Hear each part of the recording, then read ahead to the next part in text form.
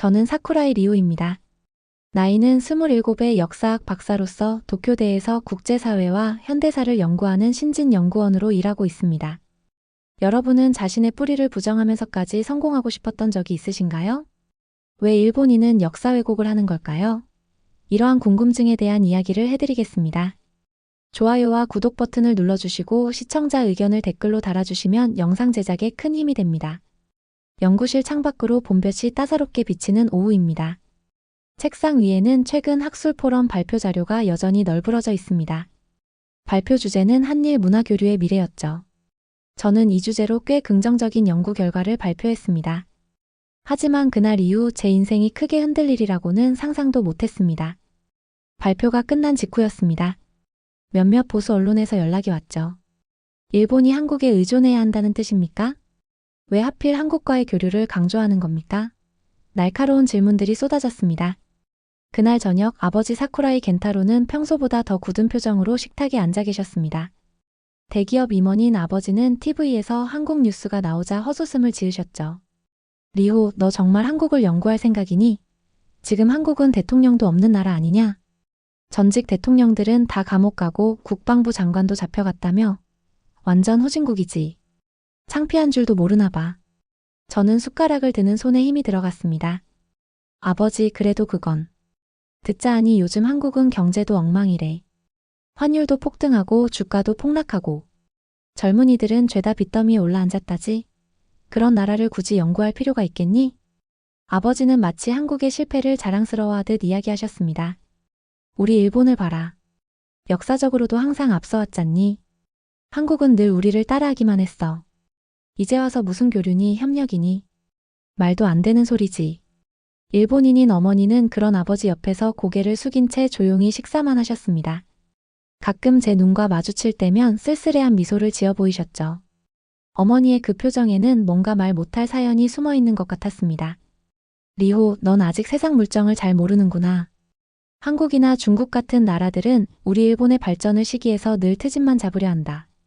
내 연구가 그들의 논리에 힘을 실어주는 꼴이 될까 걱정이다. 아버지의 말씀은 계속됐습니다. 위안부?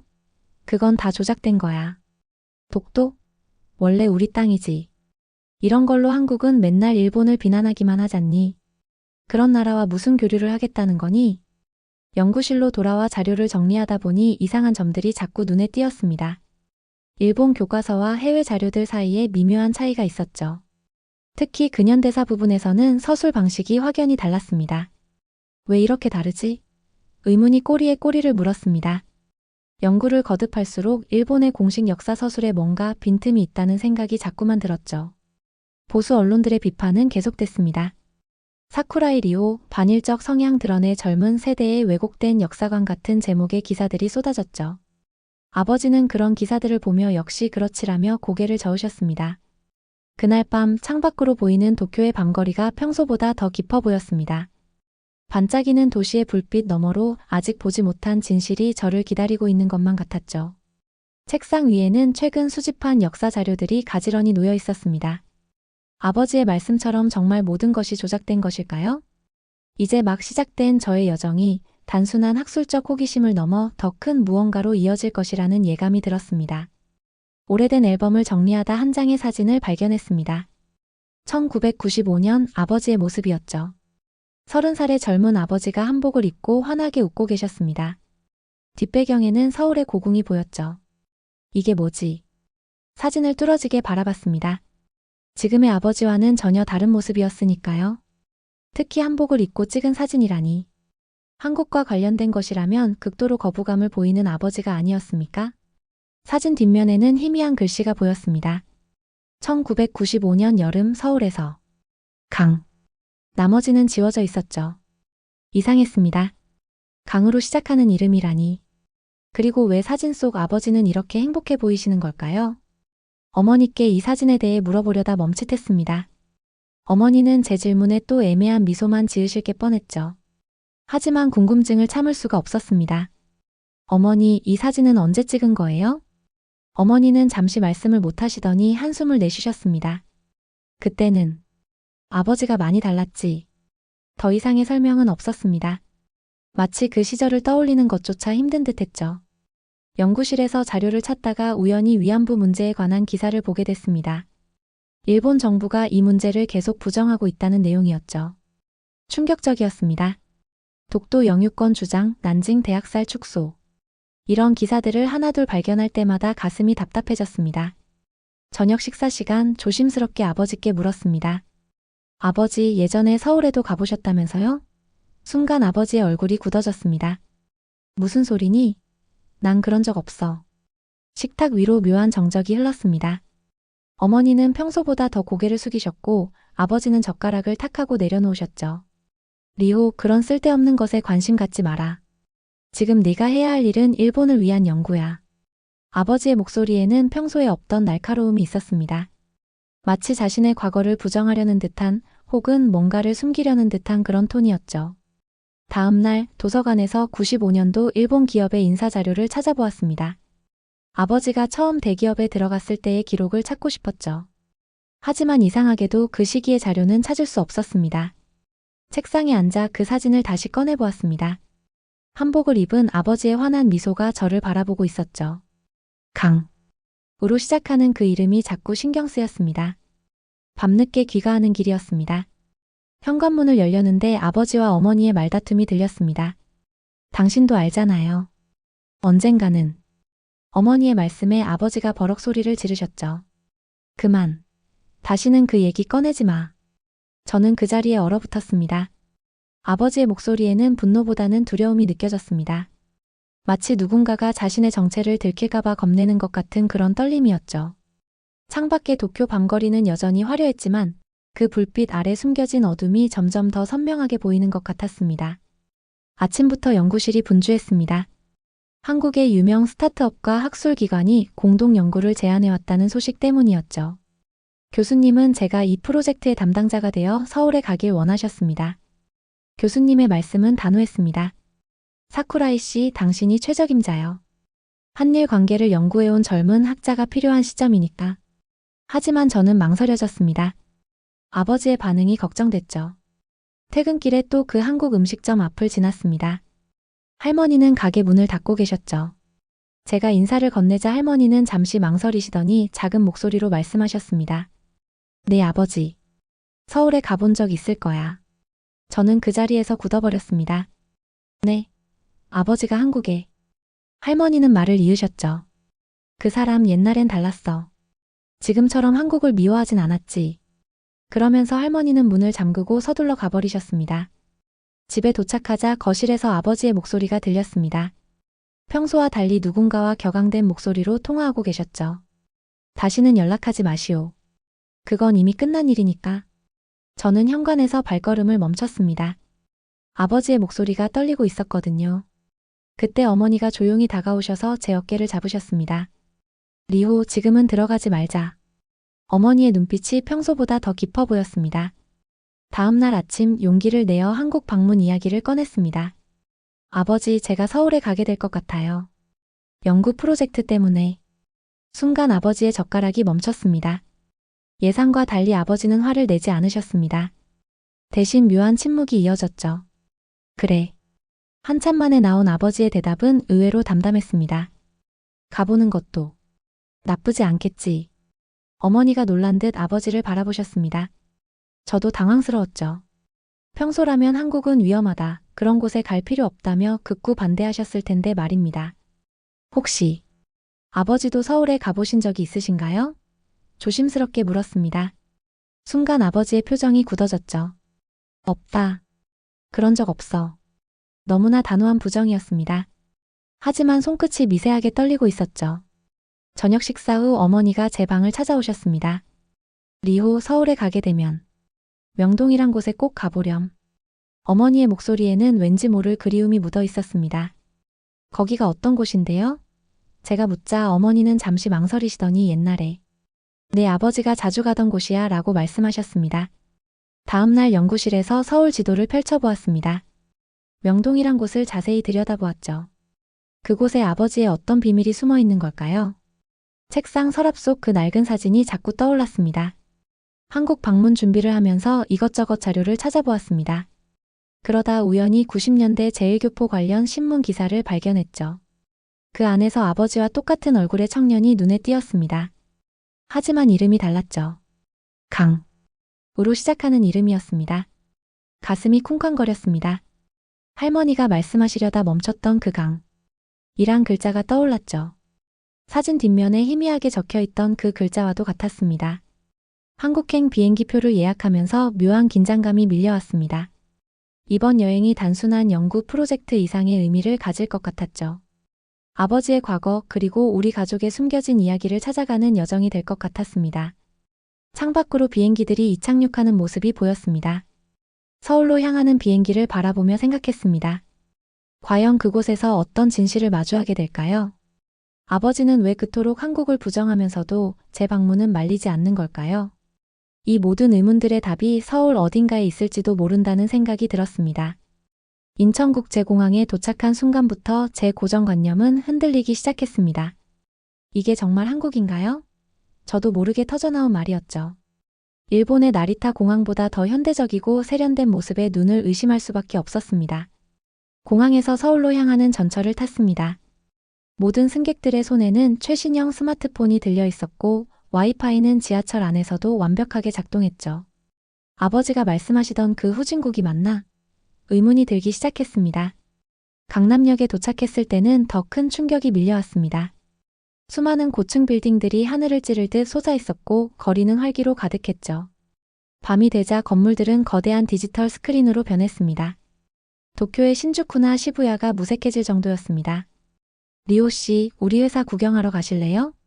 현지 스타트업 담당자의 제안으로 찾아간 곳은 한국의 IT 기업이었습니다. 입구에 들어서는 순간 할 말을 잃었죠. 일본의 전통적인 기업 문화만 알던 제게 자유롭고 혁신적인 분위기는 신선한 충격이었습니다. 저희는 인공지능 기술로 세계 시장을 선도하고 있어요. 일본 기업들도 저희 기술을 많이 도입하시죠. 담당자의 말에 고개를 끄덕이면서도 마음 한켠이 불편했습니다. 아버지는 늘 한국은 일본을 따라하기만 한다고 하셨는데 현실은 정반대였으니까요. 점심시간 직원들과 함께 간 식당에서 또 한 번 놀랐습니다. 모두가 휴대폰으로 간편하게 결제를 했죠. 현금을 쓰는 저를 보며 일본은 아직도 현금을 많이 쓰나요? 라고 물어볼 때는 왠지 부끄러워졌습니다. 저녁에는 한 젊은 연구원이 근처 카페로 저를 초대했습니다. 리오 씨는 한국에 대해 어떤 인상을 가지고 계셨나요? 갑작스러운 질문에 말문이 막혔죠. 솔직히 말할 수는 없었습니다. 제가 얼마나 한국을 무시하고 있었는지, 얼마나 잘못된 편견을 가지고 있었는지. 호텔로 돌아와 노트북을 펼쳤습니다. 한국의 경제 지표, 기술 혁신 순위, 문화 콘텐츠 수출 현황. 하나하나 찾아볼수록 제 무지가 부끄러웠습니다. 일본 언론에서 보도하는 한국의 모습은 마치 다른 나라 이야기 같았죠. 창밖으로 보이는 서울의 야경은 눈부시게 빛났습니다. 도쿄와는 또 다른 세련되고 미래지향적인 빛이었죠.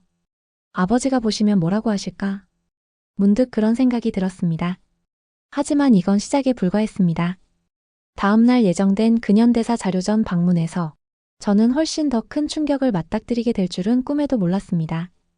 근현대사 자료관 입구에서 멈칫했습니다. 진실을 마주하다라는 전시 제목이 가슴을 무겁게 눌렀죠.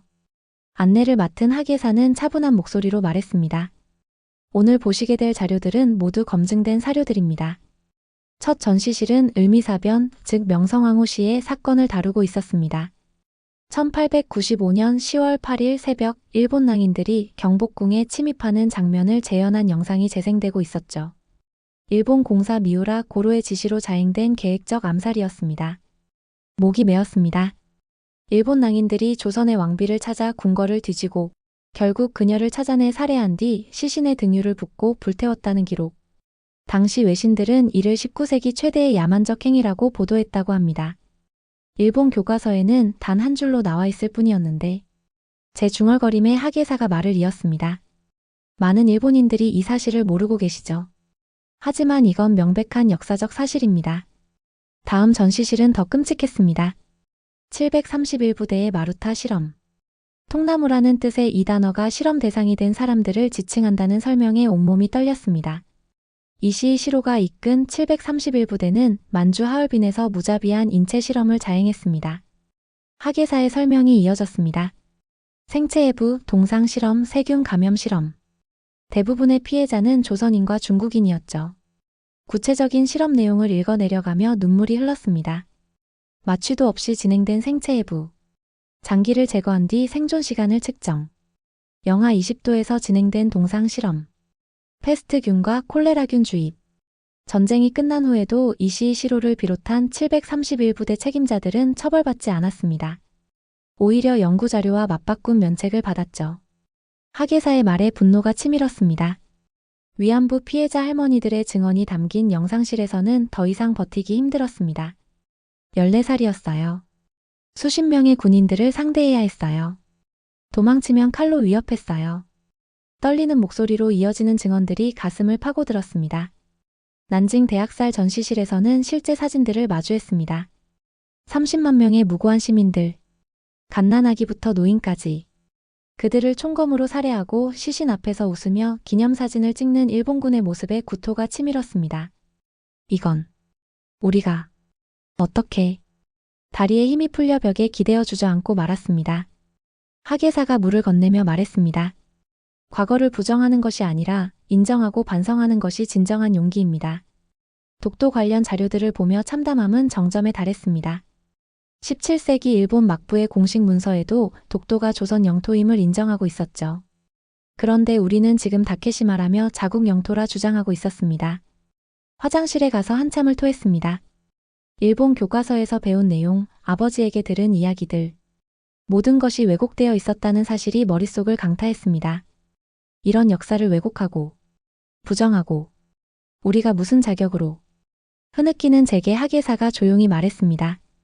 리오 씨, 진실을 마주하는 건 고통스럽습니다. 하지만 그래야만 미래로 나아갈 수 있습니다. 전시관을 나오며 문득 그 사진이 떠올랐습니다. 한복 입은 노인과 환하게 웃고 있는 아버지의 모습. 아버지는 이 모든 진실을 알고 계셨을까요? 알면서도 부정하신 걸까요? 가슴 한켠이 더욱 무거워졌습니다. 한국의 인권평화박물관 입구에 섰습니다. 난징대학살과 731부대 특별전이라는 글자가 눈에 들어왔죠. 어제 본 자료들로도 충격이 가시지 않았는데 오늘은 더 큰 진실과 마주해야 했습니다. 첫 전시실은 난징대학살을 다루고 있었습니다. 1937년 12월 일본군이 난징을 점령한 후 6주 동안 자행한 대학살의 참상이 펼쳐져 있었죠.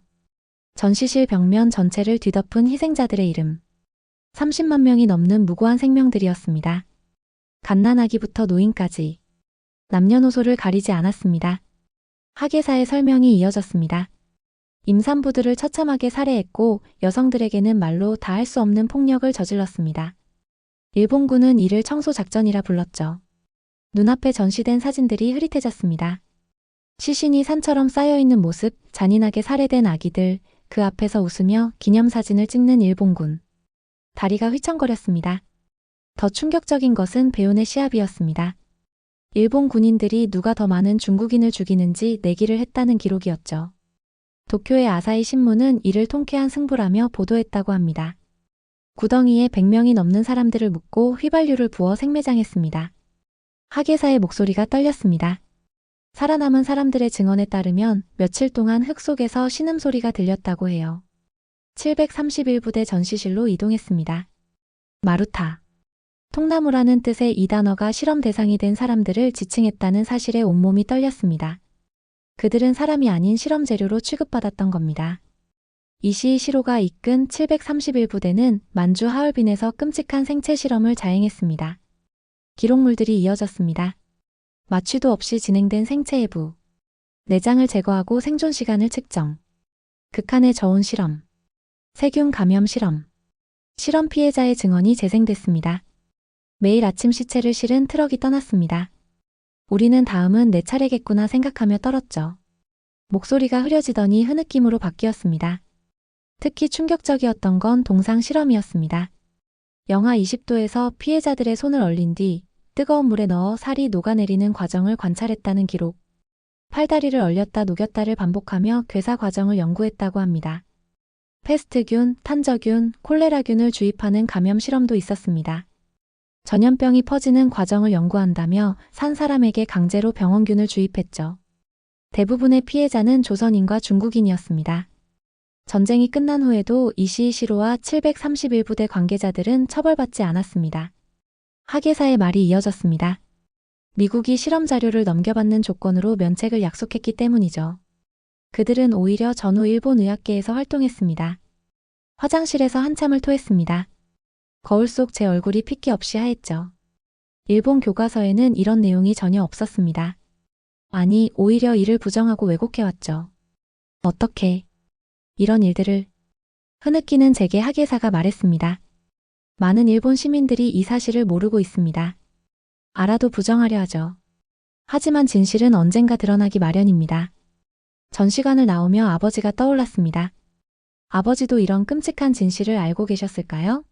알면서도 부정하신 걸까요? 그리고 그 한복 입은 노인과의 사진. 거기에 담긴 비밀은 무엇일까요? 서울의 하늘이 갑자기 무겁게 느껴졌습니다. 지금껏 제가 믿어온 모든 것이 거짓이었다는 사실이 가슴을 짓눌렀습니다. 이제 더 이상 과거의 제가 될 수는 없을 것 같았습니다. 사실 저는 처음부터 계획이 있었습니다. 한국행을 결정한 건 단순한 학술 교류가 아닌 아버지의 과거를 찾기 위해서였죠. 그 사진 속 강 이라는 글자가 자꾸 마음에 걸렸으니까요. 제1교포 기록보관소를 찾아가는 발걸음이 떨렸습니다. 이곳에서 80년대 제1교포 관련 자료들을 보관하고 있다는 걸 알아내는 데만 한 달이 걸렸죠. 80년대 중반 일본 미쓰이 상사에 근무했던 제1교포 기록을 찾고 있습니다. 담당자에게 조심스레 말을 꺼냈습니다. 마음 한켠이 불안했죠. 혹시라도 제가 찾는 게 없다면, 아니면 제 예감이 틀렸다면, 서고에서 나온 낡은 앨범을 펼치자 심장이 멎는 줄 알았습니다. 1985년 미쓰이 상사 입사 사원 단체 사진. 그리고 거기 아버지가 있었죠. 하지만 이름은 강태수였습니다. 아, 강태수 씨 자료를 찾으시는군요. 담당자가 관심을 보였습니다. 당시 최연소 과장 승진자로 화제였던 분이에요. 제1교포 출신이라는 걸 당당히 밝히면서도 뛰어난 실력을 인정받았죠. 떨리는 손으로 자료들을 넘겼습니다. 아버지의 젊은 시절 기사가 눈에 들어왔죠. 제1교포 출신 강태수, 미쓰이 상사 최연소 과장 승진 유력. 일본 경제계의 새로운 바람. 더 찾아보니 충격적인 사실이 나왔습니다. 89년 4월 아버지는 임원 인사에서 탈락했습니다. 제1교포라는 이유로요. 당시 일본 경제신문 기사를 보니 한국계 임원 선임은 시기상조라는 이사회의 의견이 있었다고 합니다. 이어진 자료들은 더 큰 충격이었습니다. 사쿠라이 겐타로. 이게 무슨 1989년 6월 호적 변경 신청서가 있었습니다. 강태수에서 사쿠라이 겐타로로. 그리고 그 밑에는 아버지의 서명이 선명했죠. 담당자가 낮은 목소리로 덧붙였습니다. 당시 제1교포 사회에서 큰 논란이 됐어요. 많은 이들이 민족의 정체성을 버리고 성공을 선택했다며 비판했다고 해요. 마지막으로 본 서류는 89년 7월자 미쓰이 상사 이사회 회의록이었습니다. 사쿠라이 겐타로 임원 승진건이라고 적혀 있었죠. 새로운 이름으로 아버지는 결국 임원이 되셨고 이후 승승장구하셨더군요. 그리고 놀라운 건 담당자가 한 장의 문서를 더 꺼냈습니다.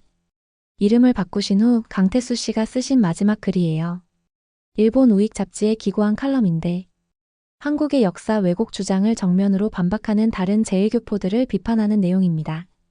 가슴이 무너져 내렸습니다. 아버지의 한국 비하, 역사 왜곡에 동조하는 발언들. 이제야 모든 게 이해가 갔습니다. 자신의 출신을 지우고 완벽한 일본인이 되려 했던 필사적인 선택이었던 거죠. 그 후로 강태수라는 이름은 완전히 사라졌어요. 담당자의 말이 멀리서 들리는 것 같았습니다. 마치 처음부터 없었던 사람처럼요. 호텔로 돌아오는 길 휴대폰이 울렸습니다. 아버지였죠. 화면을 바라보며 생각했습니다. 과연 전화를 받아야 할까요? 받는다면 무슨 말을 해야 할까요? 손가락이 떨렸습니다. 하지만 이제는 알아야 했습니다. 왜 그토록 한국을 부정하셨는지, 왜 역사 왜곡에 동조하셨는지. 그 모든 진실을. 깊은 숨을 내쉬고 통화 버튼을 눌렀습니다. 비행기에서 내린 순간부터 가슴이 조여왔습니다. 집으로 가는 택시 안에서 손바닥에 땀이 흘렀죠. 현관문 앞에 서자 다리가 떨렸습니다. 문을 열고 들어서는 순간 아버지와 마주쳤습니다. 아버지. 아니, 강태수 씨라고 불러야 할까요? 제 말에 아버지의 얼굴이 굳어졌습니다. 거실 공기가 얼어붙는 것 같았죠. 어머니는 부엌에서 그릇을 떨어뜨리셨습니다. 무슨 소리를 하는 거냐? 아버지의 목소리가 떨렸습니다. 누가 그런 헛소리를? 헛소리라고요? 목소리가 높아졌습니다. 1989년 6월 12일 호적 변경 신청서에 서명. 아버지 직접 하신 거잖아요? 강태수에서 사쿠라이 겐타로로. 서류 뭉치를 거실 테이블 위에 내려놓았습니다. 미스이 상사 시절 사진, 신문 기사, 이름 변경 서류. 아버지의 눈동자가 흔들렸습니다. 이게 다 어디서? 아버지가 중얼거렸습니다. 제1교포 기록보관소요. 아버지가 그토록 지우려 했던 과거가 고스란히 남아있더라고요. 최연소 과장 승진자 강태수. 제1교포의 자랑이었다면서요? 아버지가 벽에 기대어 주저앉으셨습니다. 넌 모른다. 떨리는 목소리였습니다. 그때 당시엔 뭘 모른다는 거예요? 눈물이 왈칵 쏟아졌습니다. 임원 승진에서 탈락했다고 해서 자기 정체성을 팔아야 했나요? 우익 잡지에 기고까지 하면서 동포들을 배신해야 했나요? 리호야. 어머니가 다가오셨지만 손을 저었습니다. 그래서 저한테도 거짓말하신 거예요? 위안부 문제도 독도도 난징 대학살도 전부 거짓말로 덮으시려고 했던 거냐고요? 아버지의 어깨가 움찔했습니다. 난 그저 살아남으려고. 살아남는 게 그렇게 중요했어요? 양심을 버리면서까지. 제 목소리가 갈라졌습니다. 731부대가 조선인을 생체 실험했다는 걸 알면서도, 위안부 할머니들의 증언을 들으면서도 어떻게 그걸 부정할 수 있었어요? 침묵이 내려앉았습니다. 아버지의 눈에서 눈물이 흘러내렸죠. 처음 보는 모습이었습니다. 그래. 난 비겁자다. 아버지가 고개를 떨구셨습니다. 승진이 좌절되고 상사가 조선인 주재해라고 했을 때 난 모든 걸 부정하기로 했다. 내 뿌리도 양심도. 그런데 왜 저한테까지, 왜 저까지 속이신 거예요? 부끄러웠다. 내게 이런 아버지의 모습을 보여주기가. 아버지의 어깨가 흔들렸습니다. 그래서 더 필사적으로 숨겼다. 내가 한국인이었다는 걸, 내가 동포들을 배신했다는 걸. 바닥에 주저앉은 아버지를 바라봤습니다. 늘 위험 있고 완고하기만 하던 아버지가 이렇게 작아 보인 적은 없었죠. 난 더는 강태수로 돌아갈 수 없다. 아버지의 목소리가 떨렸습니다. 너무 많은 걸 버렸고 너무 오래 거짓말을 했으니까. 그래서 계속 거짓말을 하실 건가요? 제 목소리도 떨렸습니다. 이제 와서 진실을 마주하기가 두려우신 거예요? 아버지가 고개를 들었습니다. 형광등 불빛에 번들거리는 눈물이 보였죠. 난 너무 늦었다. 늦지 않았어요. 제 발걸음이 아버지를 향했습니다. 지금이라도 진실을 인정하는 게 아버지가 돌아가실 수 있는 길이에요. 순간 아버지의 눈빛이 흔들렸습니다. 마치 오래전 그 사진 속 한복을 입고 환하게 웃던 청년의 눈빛이 스쳐 지나가는 것 같았죠. 하지만 그 눈빛은 곧 사라졌습니다. 난 못한다. 이미 너무 많은 걸. 아버지는 자리에서 일어나 방으로 들어가 버리셨습니다. 문이 쾅 하고 닫히는 소리가 집안을 울렸죠. 저는 그 자리에 그대로 주저앉고 말았습니다. 어머니가 다가와 제 어깨를 안았지만 눈물은 멈추지 않았습니다. 아버지의 완고한 모습에 분노와 실망감이 치밀었지만 한편으로는 그 고통스러운 선택의 무게가 이해되기도 했죠. 창밖으로 비가 내리기 시작했습니다. 빗방울 너머로 도쿄의 불빛이 흐릿하게 보였습니다. 마치 아버지의 흔들리는 눈빛처럼. 일주일 동안 아버지와 말도 섞지 않은 채 지냈습니다. 거실에서 마주칠 때면 아버지는 고개를 돌리셨고 저는 방으로 도망치듯 들어갔죠. 어머니만 안타깝게 우리를 바라보실 뿐이었습니다. 그러던 어느 날 아침 아버지의 방에서 흐느끼는 소리가 들렸습니다. 열려있는 문틈으로 들여다보니 아버지가 그 옛날 사진을 보고 계셨죠. 한복 입은 모습으로 환하게 웃고 있는 젊은 시절의 사진이었습니다. 아버지. 조심스레 방으로 들어갔습니다. 리호야. 아버지가 고개를 드셨습니다. 눈가가 붉게 물들어 있었죠. 난 네가 서울에서 본 것들을 다 알고 있었다. 독도가 우리 땅이 아니란 것도, 위안부 할머니들의 증언이 진실이란 것도. 아버지의 손이 떨렸습니다. 그런데 부정했다. 성공하기 위해. 출세하기 위해. 나는 진실을 외면했어. 지난번에 한국에 갔을 때 아버지의 목소리가 흔들렸습니다. 인천공항에 도착해서 충격을 받았단다. 내가 알던 한국이 아니었으니까. 강남 거리는 도쿄보다 더 현대적이었고 IT 기술은 일본을 앞서가고 있었지. 창밖으로 햇살이 들어왔습니다. 그때 처음으로 부끄러웠다. 내가 그동안 비하하고 무시했던 그 나라가 이렇게 위대한 나라였다는 걸 깨달았으니까. 아버지가 책상 서랍을 여셨습니다. 거기엔 제가 몰랐던 서류 하나가 있었죠. 이건 내가 쓴 사직서다. 어제 회사에 제출했어. 깜짝 놀라 사직서를 바라봤습니다. 그동안 역사 왜곡에 동조하고 한국을 비하하는 발언을 해온 것에 대한 사과문도 써놨다. 아버지의 눈에서 눈물이 흘렀습니다. 이제는 더 이상 거짓말하고 싶지 않구나. 네가 보여준 그 용기. 진실을 마주하는 그 모습이 아버지에게도 깨달음을 줬어. 저도 모르게 아버지를 끌어안았습니다. 아버지의 어깨가 흔들렸고 저의 눈물도 멈추지 않았죠. 이제 어떻게 하실 거예요? 아버지가 잠시 침묵하시더니 말씀하셨습니다. 서울에 가려고 한다. 위안부 할머니들을 직접 찾아뵙고 사죄도 하고 독도도 가보고 싶구나. 이번엔 진정한 마음으로. 아버지. 제 마음속에서 무언가가 울컥 솟구쳤습니다. 그리고 아버지가 주머니에서 작은 수첩을 꺼내셨습니다. 다시 한국어를 공부하고 있어. 내 외할아버지가 쓰신 일기도 읽어보고 싶고. 눈물을 훔치며 수첩을 펼쳐보니 서툰 한글이 가득했습니다. 아버지가 밤마다 몰래 공부하신 흔적이었죠. 한국의 놀라운 발전을 보면서 깨달았다. 아버지의 목소리가 단단해졌습니다. 역사를 직시하고 진실을 인정하는 것. 그게 진정한 강인함이란 걸? 이제는 당당하게 말하고 싶구나. 나는 제1교포 강태수라고. 쏟아지는 햇살 속에서 아버지의 눈빛이 반짝였습니다. 마치 그 옛날 사진 속 청년의 눈빛처럼 맑고 담대하게. 아버지, 우리 같이 가요. 서울에. 제 말에 아버지가 고개를 끄덕이셨습니다. 창밖 하늘이 유난히 높아 보였습니다. 새로운 여정이 시작되는 순간 우리는 마침내 진실과 화해의 길 위에 서 있었습니다. 여러분은 사연에 대해서 어떻게 생각하시나요? 댓글로 여러분의 의견을 들려주세요. 댓글로 여러분의 의견을 들려주세요. 이 이야기가 흥미로우셨다면 구독과 좋아요도 부탁드립니다. 앞으로 더 깊고 흥미로운 이야기를 전해드리겠습니다.